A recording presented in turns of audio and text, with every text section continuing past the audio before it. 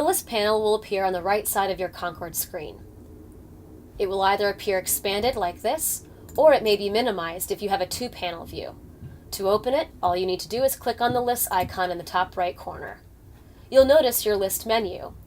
It shows you all of the lists that you've created in your Concord Beta account. You can organize this list and sort it alphabetically by clicking on this word list, or in reverse alphabet order. You can also sort it by label, or by date in reverse or chronological order. Using this filter box, just type in a word that you've used in the name of a list or a label, and it will sort your list that way to easily find a list if your list of lists gets quite long. To create a new list, all you need to do is click on the plus sign and simply type in the name of your list, and you can add a label if you like. A label is a way to categorize your lists into different categories or subjects. So if I click here, you can see that I've already created a few labels to work with, or I can add a new label and create a new one. In this case, I'd like to make this my Wednesday readings and put this under my Wednesday readings label. Press save, and there I have my name and the list label.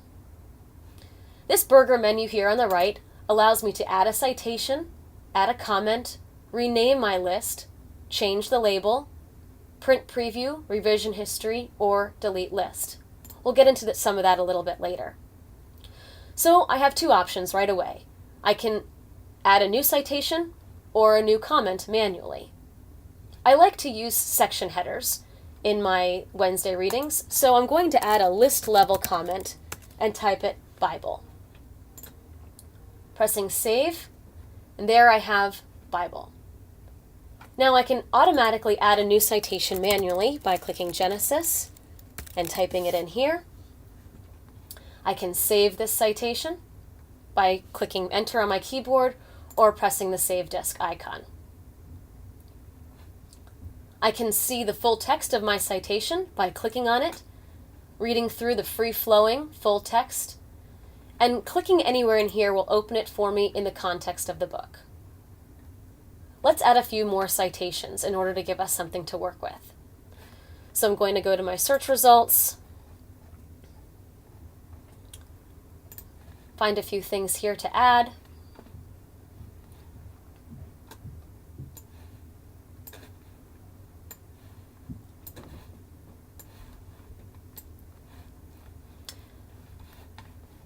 I'm going to go now to Science and Health.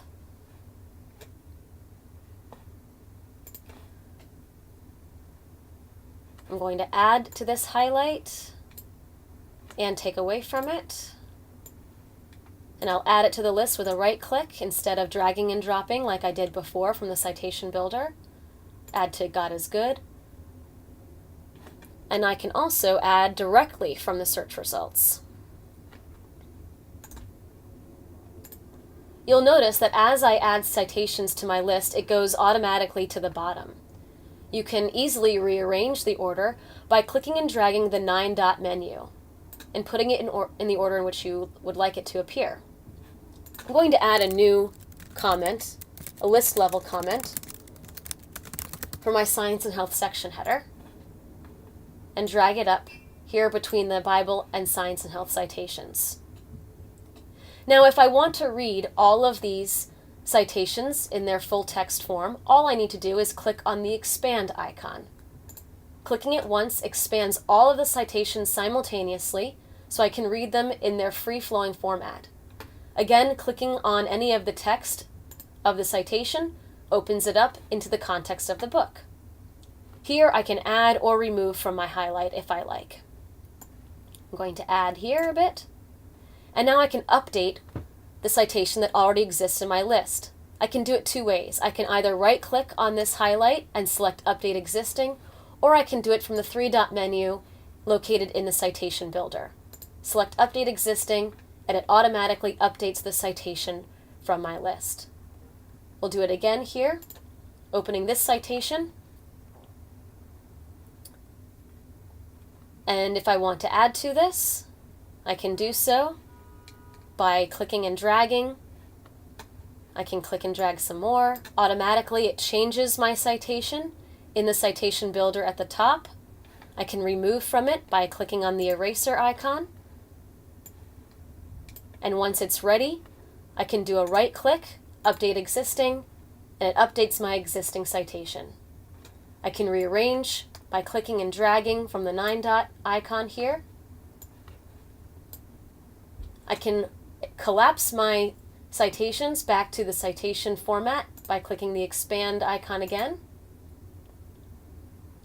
I can also add comments or edit any of these citations manually.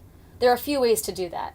I can either double-click the citation and make the adjustment and click Enter on my keyboard, and it makes the change. Or I can click on the pencil icon that appears when I hover my mouse over the citation in the list. I can make the change again. I can also add a comment.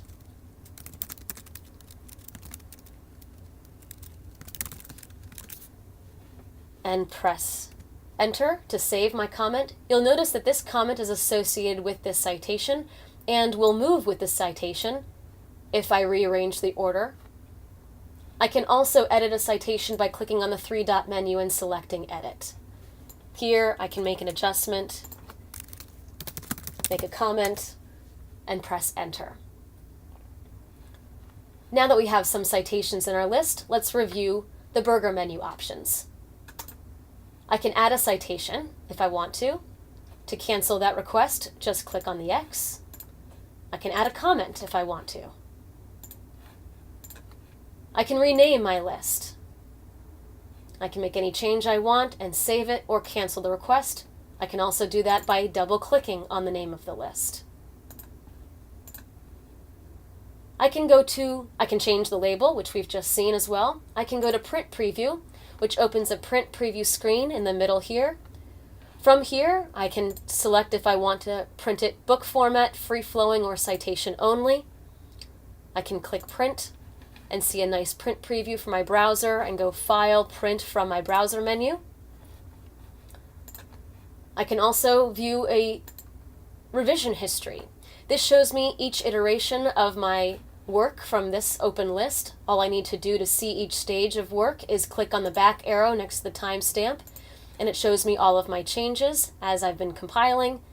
I can revert back to any of the previous versions of this list by clicking Revert, and it will change my list.